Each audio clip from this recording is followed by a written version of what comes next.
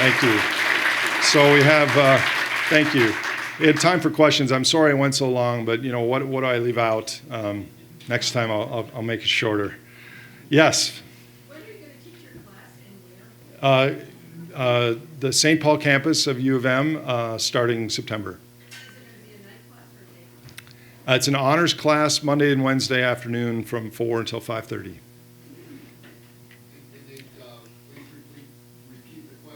Oh, yeah, sure. We'll do that.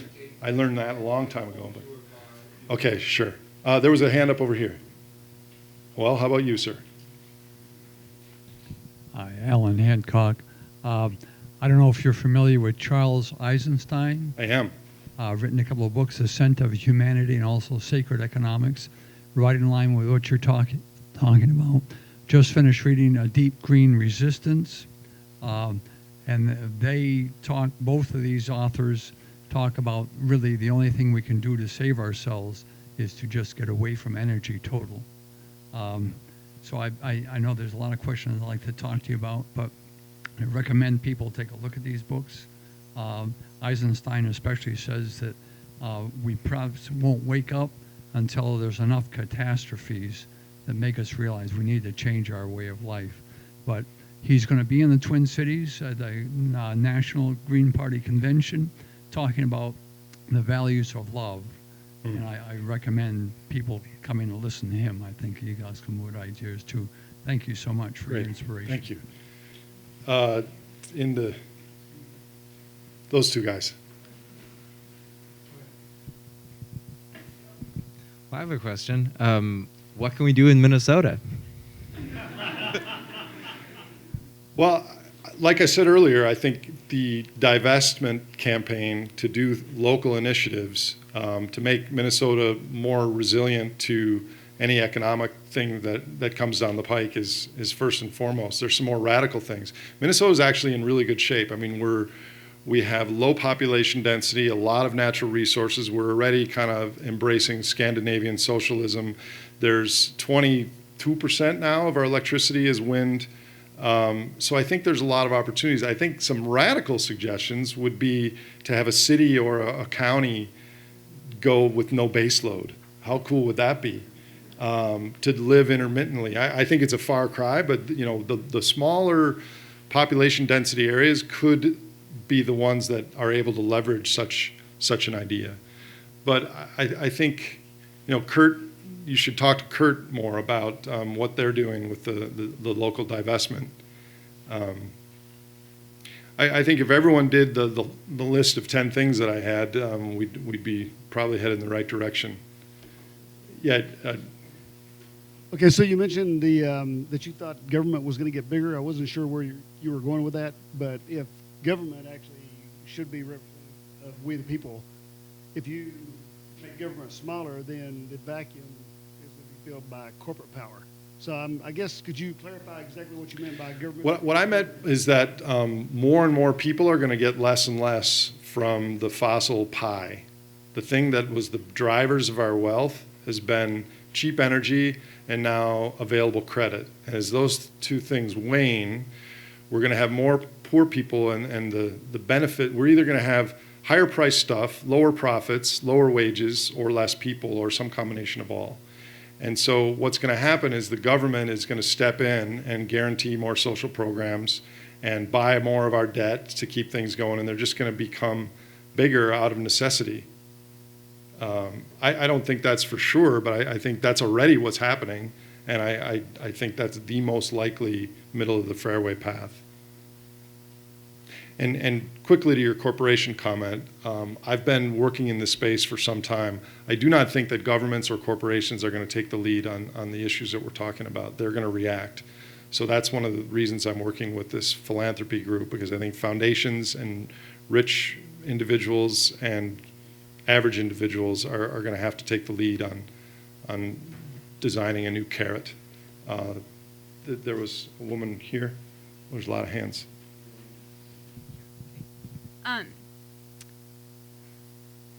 So you talked about choosing our tribe, and a lot of us here feel like we're in our tribe.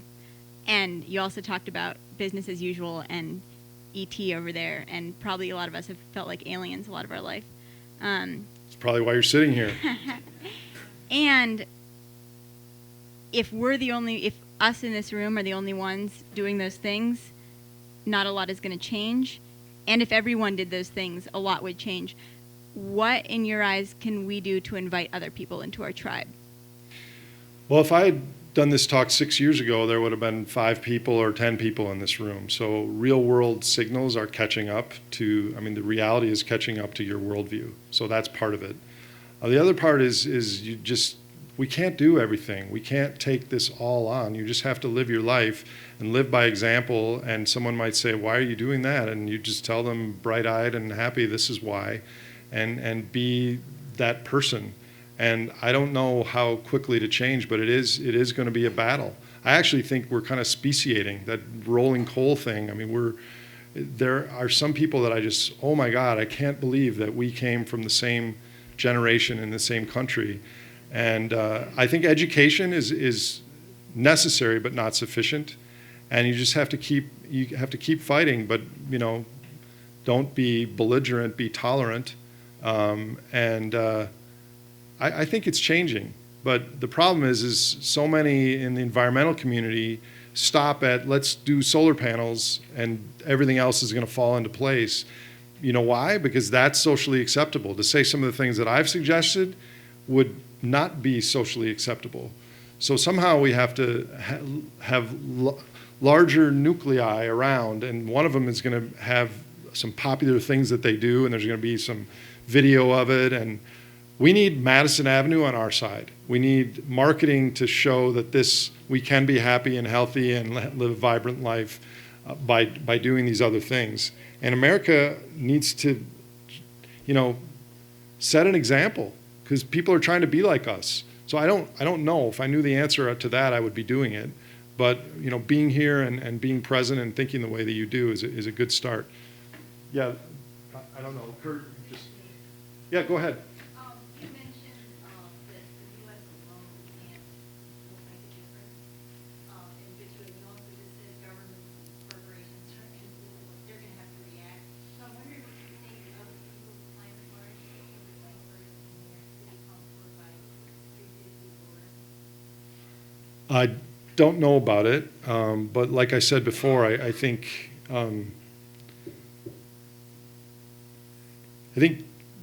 changing the language and changing the narrative might accomplish as much as that.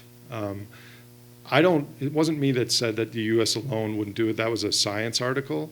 I actually, my personal opinion is, depending on how dire you really think the climate situation is. Some people think we have 30 to 40 or 50 years to transition off of fossil fuels. Some people think we've already used our allotment and we need to stop now. Either one of those, democracy and a market-based system is not going to solve it. Carbon tax is going to cause us to go over the economic cliff that much faster. We should have had a carbon tax 40 years ago. So I don't know the answer to that question. You had your hand up first with glasses. Oh, sorry. Yep. You have a question more about the U.S. and the economic situation in the world of money and what the Fed is doing, just this endless QE and increasing the debt exponentially while GDP is flat or falling. And so what's a practical limit to endless QE and propping up the value of assets and the market? I mean, what sort of trigger event would cause that to? Well, it depends on human behavior, because the trigger event could be tomorrow if Americans don't trust the value of a dollar or the value of currency. It's been, in Japan, they've been going for a very long time. They have far larger debt than we do, and it's still chucking along. I think the practical limit is quite a distance in the future. We kind of thought that all this quantitative easing would be hyperinflationary, but really the Federal Reserve has added $5 trillion, which is a lot versus GDP, but it's only a small amount versus the total amount of claims we have in America of what people think they own is about $100 trillion. So it's really not that much. So I think the more relevant part of your question is not how much debt we can have, but how much can we continue this by sucking out the middle class and making more and more people into poverty. I think we were hitting social limits to growth before we hit hard natural resource limits to growth. And how do we react to that? Because you're going to have an awful lot of people very pissed at the 1% and the corporations. And we, in our genes, like to choose out groups and blame them. And I think that's a real powder keg. So how they navigate that, which is another reason why I talked about government getting bigger, because there are going to be social programs and things to bail those people out. Yes, with the glasses. Well, and I was wondering about how we take advantage of this great opportunity we have right in front of us to act locally. And we have a Minneapolis City Council member who would like us to do all this community outreach and education about these big decisions the city will make about energy in the next couple of months. But then she said connecting it to the transition town discussion and the peak oil conversation, and an elected official saying that, let's strike that while the iron is hot. Now, what do we do? Yeah, you should do that. If I can help, let me know. I mean, I really, when I first learned about this stuff, I started my PhD in 2005. I looked everywhere. Where do I want to live? And I could have lived, my other choices were New Zealand or west coast of Oregon or Vermont, and I chose to live here. Of course, I met this girl on Match.com, and she lives here, but that's why I was here to begin with. So anyways, more. Way in the back, yes.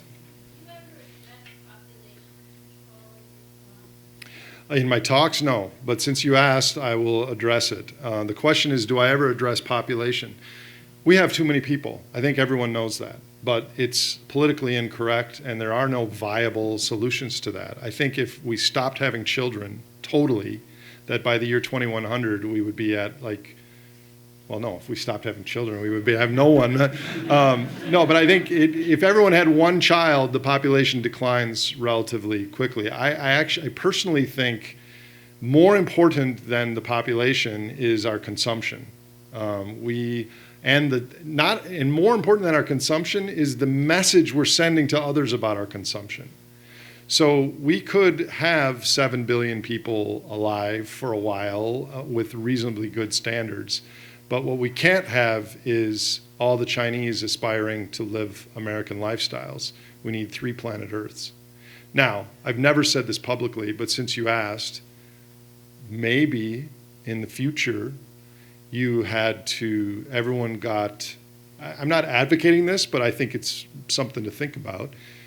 When you're 13 years old, you had a reversible sterilization surgery, and then you go through life, and when you prove that you have no aggressive, violent bone in your body, and you do some pro-social things, you get the license to have a child. Maybe in the future, something like that.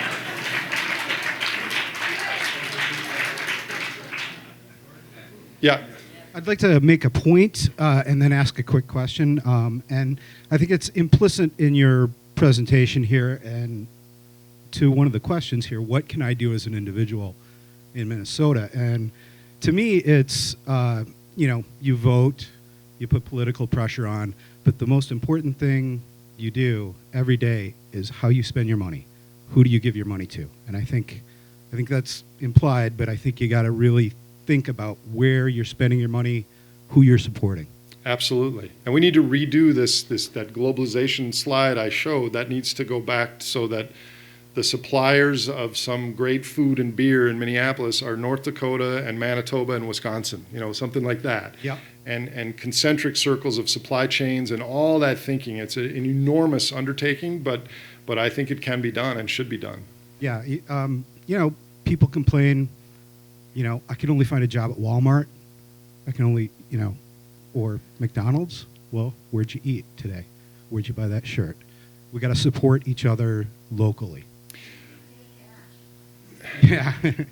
Fully agree with that, with the one caveat that doing things locally, by definition, is going to be more expensive because we've outsourced with this cheap oil to Jakarta and Philippines, and and so, but that's okay. I would rather buy stuff that helps the local economy and lasts at double the price than sending away somewhere else, et cetera. So I fully agree with you. Yeah. Thank you.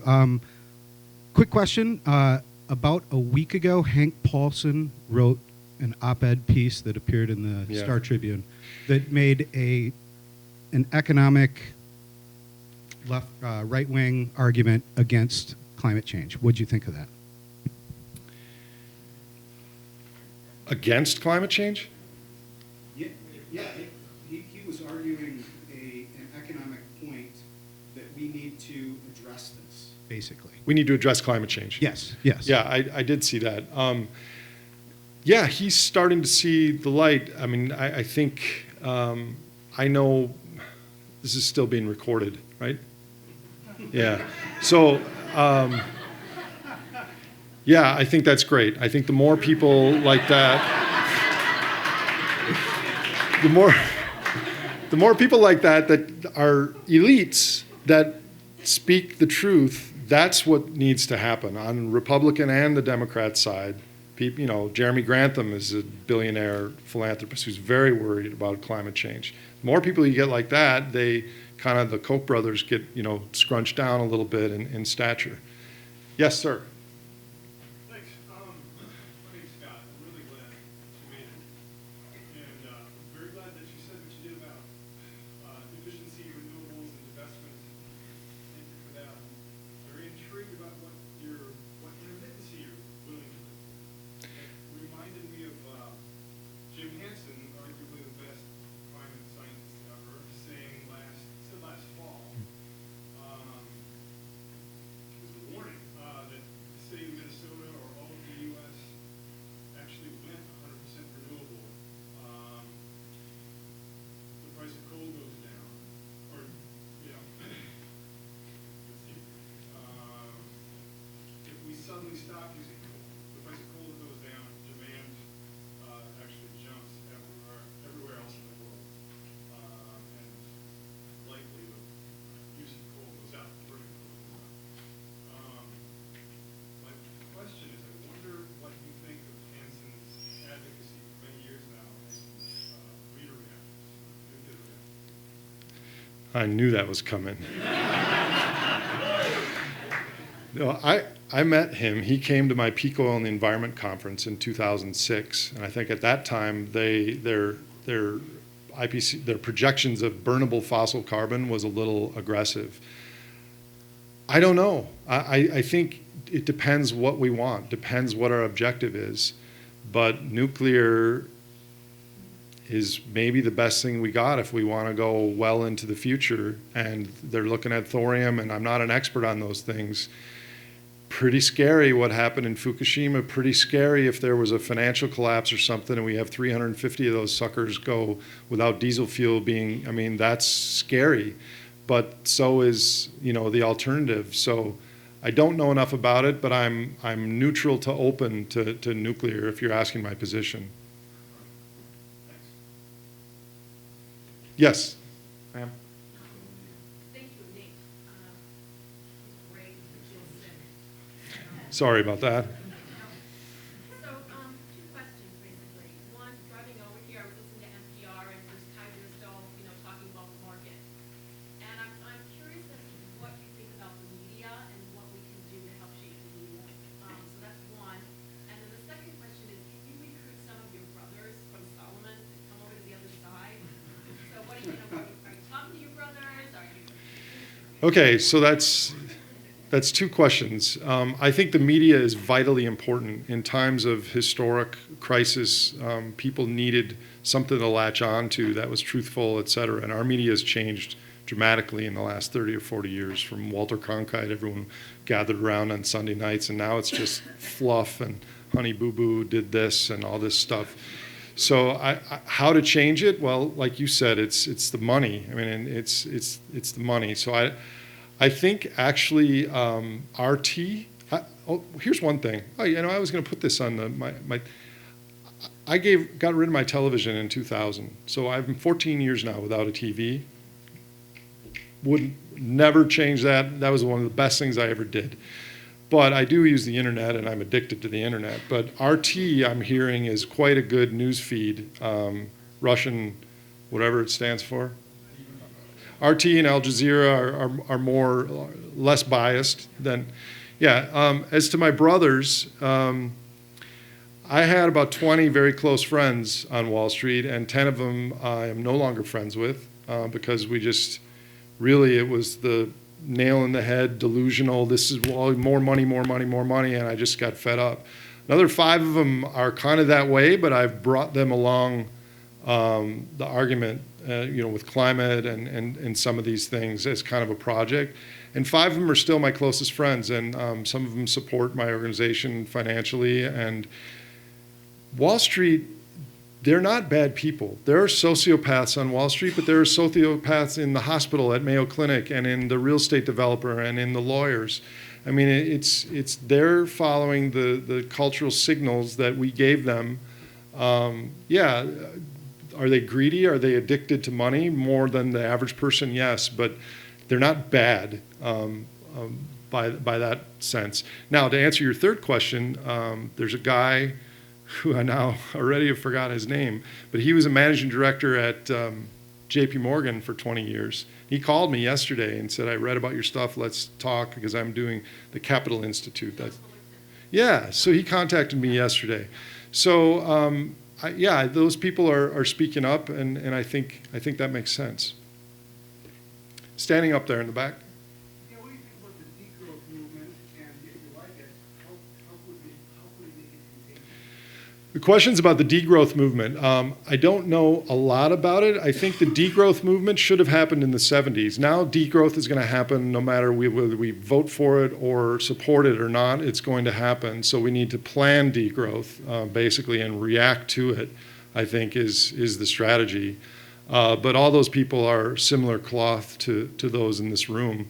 I just think that maybe people don't understand the energy basis of the economy, and so they think that this will continue organically for longer than I do. Yes?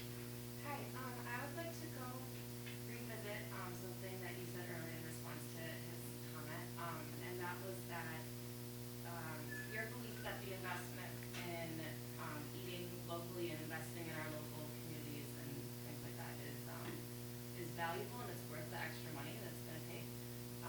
And I would just like to raise the question about the people in our communities who maybe don't have the luxury to spend the extra money on investing in our locales. And so like people working in contingent labor, so multiple precarious jobs with kids, rely on public transportation, and they don't have the time or the resources to do so. And how can we include them in this movement in a way that is like fundamental to this movement so that we avoid becoming somewhat elitist?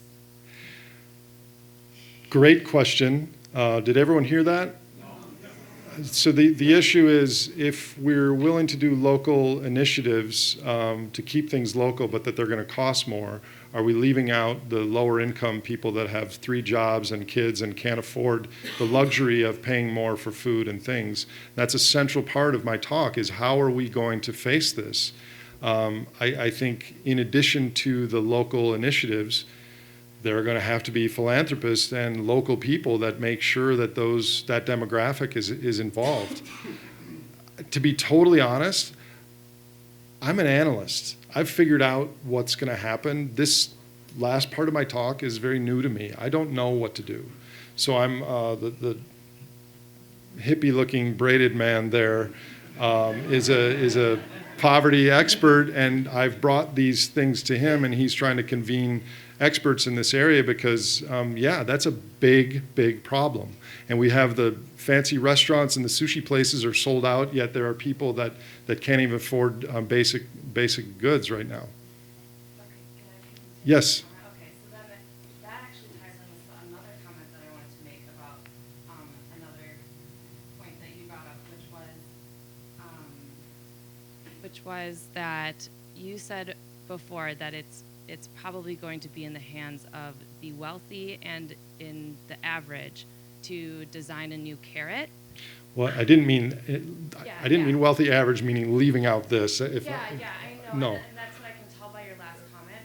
But Yeah. I just want to feed off of that and Yeah. say, like, maybe we should consider the act of people with more resources being to kind of take a position of humility and share these resources. Fully agree with that. Fully agree with that. A horizontal platform where everybody can be included in these discussions of like how we're going to transform our relationship. Well, I'll put it back to you in another way, that people that are on the lower income brackets are really hurting, but they also have an opportunity to perhaps figure this stuff out and do it on their own and lead as an example for others, which might sound difficult, but I sure think it's possible. Yeah, I mean, I don't, yeah. So thank you. I hope that was helpful. Yeah. Yes. Just a comment. Maybe it's not enough to just lead by example. Maybe there needs to be some concerted organization. You mentioned at the beginning of your talk that your job was to cold call billionaires. Yeah. Maybe we need to cold call billionaires. I mean, you know, just figure out how to make it happen. It seems scattered to me. I'm still doing that, by the way. I'm still calling them for different reasons. And it's very bizarre to me that some of them absolutely understand the energy thing, but they don't believe climate is human caused.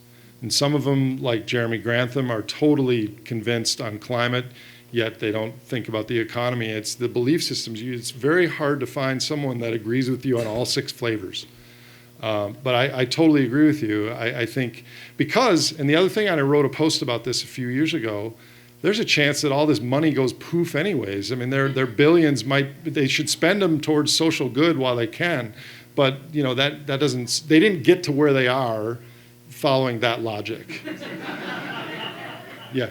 So I'm happy to stay as long as we want. This is over time, so if some of you want to clear out in our board by this, you know, maybe give a minute or two, but I'm happy to stay for another hour and answer questions. Yeah, under the I've got the micro. You, sir. Yes.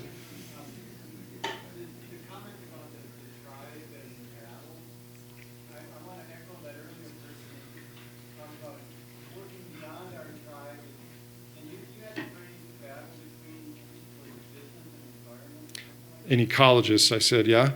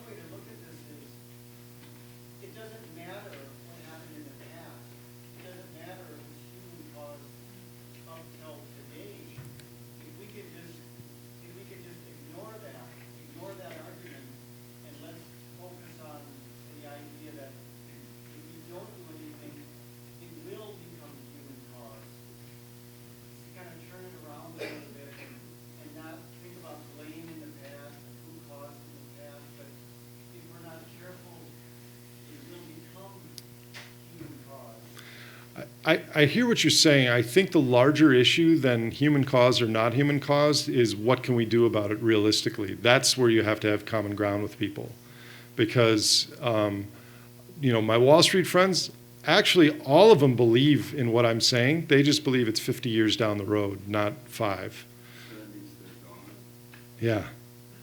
That means that they don't have to worry about it except for their kids, and by then some technology or something else will. Yeah, the insurance industry is very worried about climate, as is the government. Yeah. Yes. You mentioned addiction, and I'm just wondering what you think about this. I actually find a great deal of hope in the process of recovery from addiction. And I'm wondering what you think in terms of applying that concept to recovering from the addictions that we share in our culture and in our society that are keeping us in some of the behaviors that are so destructive. Because willing away those behaviors doesn't seem to work very well.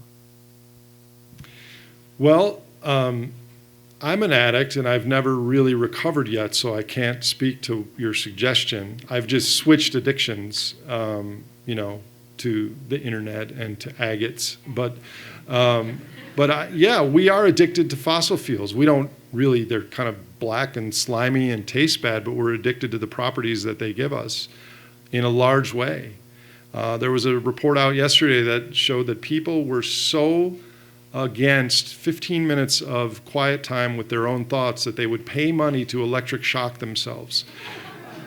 And that's gotten to be where we are. And maybe you're an expert on recovery of addiction, but yeah, that's what we need. Well, I'll tell you that here is an example. When Hurricane, I forgot it was Rita or one of them, there was some communities on Louisiana coast that were without power for 2 weeks. In the first few days, they were like yelling at each other and things were terrible. And then they were lighting candles and playing games in the front porch. And after like 8 days, it smelled a little bit, but everyone was like really happy. And it was like a crisis that hit them and they responded to that. And I think that's a small example of what you're saying. So maybe stop the addiction yourself. I tried this last year to go with no electricity Saturdays at my house, and I have a 14-year-old stepdaughter, and it didn't go real well. And to be honest, it wasn't just her. I would go outside and check my phone, even though. And so it's the unexpected reward is what we got this smorgasbord of stimuli every day. And I totally hear you. I just don't know how easy that would be. But the addiction field has recovery programs. And I'm sort of a weird combination of being a conservation biologist and a former addiction staff person in the public schools. So I really see a lot of hope in that.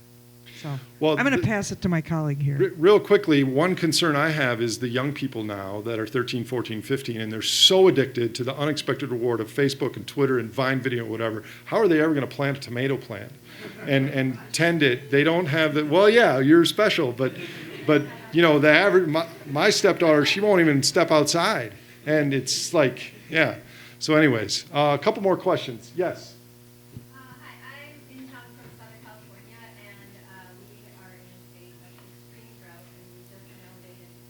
We've just been elevated in Southern California to like one level below inhabitable by humans, and I don't see it reversing. And coming back to Minnesota, I see how wet and lush and moist it is here, and it makes me really realize what a wasteland the southwest of the U.S. is. I'm assuming there will be a lot of, what do you call it when people are worse than migration?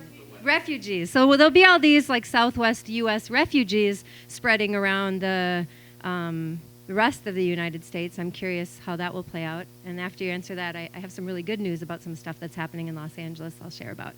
I don't know how that'll play out, but I will say this about water. We don't really have a water shortage. There's the same amount of water that's been on the planet except for a few asteroids that hit and added over time.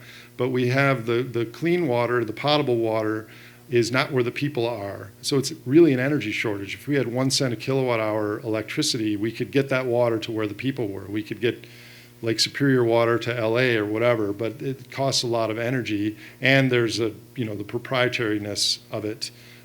So yeah, that is a serious problem. And talk about delusionality. I met someone on the plane a month ago who was very concerned about financial collapse and very concerned about peak oil, yet he was moving to Phoenix. And it was like, why are you doing that? So yeah, and what was the good news? Oh, just that, because you had just talked about your concern about the young people, and maybe I have a distorted perspective because of the world I run in, but the majority of the, young people, younger than me, people in their 20s and 30s that I run with in LA, we don't have cars. A lot of us don't have cell phones. We don't do Facebook. We grow our own food. We dumpster dive. We live communally. We're welders, carpenters, builders, electricians, plumbers. And there's a huge resurgence of that, maybe because the economy is so bad in Los Angeles right now. But people are being very resourceful. And I just bought an orchard in Ecuador, and I'm trying to recruit people to come. That's my migration, is that instead of going to Minnesota, I'm a little afraid of all the gun people in the U.S., so I just want to leave this country. That's my escape. But so I'm really trying to encourage young people too, just like get some skills so that you can do something other that's than great. your thumbs. And you're absolutely right, is that the economy will give those people the signals that maybe I don't need a car. I have people that I know, friends of mine that are 28, they don't have a driver's license. Why do they need a car? They live in a city. Ecuador, I actually thought about that 6, 7, 8 years ago. It's cheap down there. It's beautiful, oceans, jungles, everything. But everyone that I love and care about lives here. So that was a non-starter. But congratulations. Sounds like you're on the right path.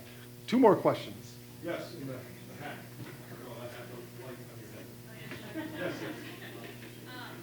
A premise that I really struggle with economics is this idea of externalities, that there can be costs that can just be discarded and pushed aside.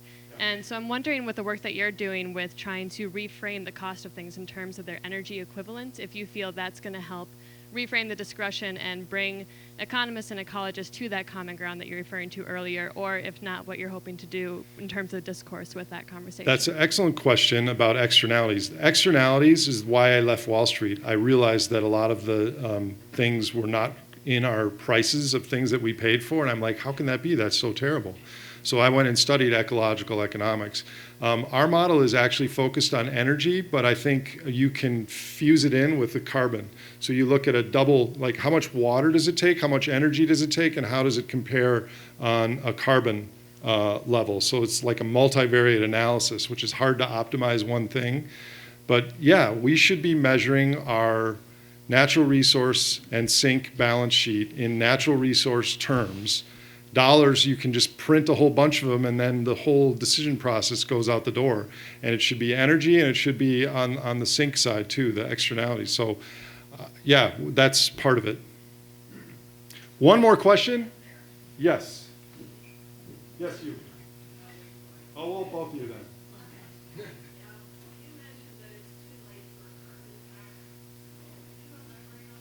Well, no, I said we should have had a carbon tax a long time ago. If we have a carbon tax now, it would benefit climate and ocean acidification. It would immediately have maybe tipped the apple cart on the tepid economic growth to negative, because we're doing everything we can to subsidize the economy and let people afford things. And if we add a carbon tax on top of that, maybe if it's revenue neutral and you give the money back to the lower income people, it might not be as bad. But basically it reduces the benefits of the energy that we have that are the foundation of our economy. Good idea environmentally, bad idea economically. Yeah, the other lady had a question. I'm working with a group called Interpersonal Congress. Mm-hmm. And one of the things we're going to point of view is to really look at what you're talking about tonight, the links between the economy and the environmental issues. Would you have 3 or 4 core financial principles that you think about? For example, if we could shift the worldview to say the earth is the source of all sustainable life, including the economy.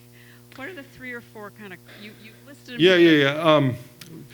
Okay, well, I have you get in touch with Kurt or the organizers here. I have some things that I could send you to read. But basically in the economics textbooks, they teach that the environment is part of the economy. And we know that's not true. The economy is part of the environment. That's one. Energy and natural resources are the primary drivers of wealth. Technology and labor are just vectors for more energy use. Those would be some major ones. Energy has costs in energy terms, not just in dollar terms. Those would be a couple of them. But I have some things I've written that I could send you. Anyways, I've got to start heading home, and thank you all. You've been a great, attentive audience.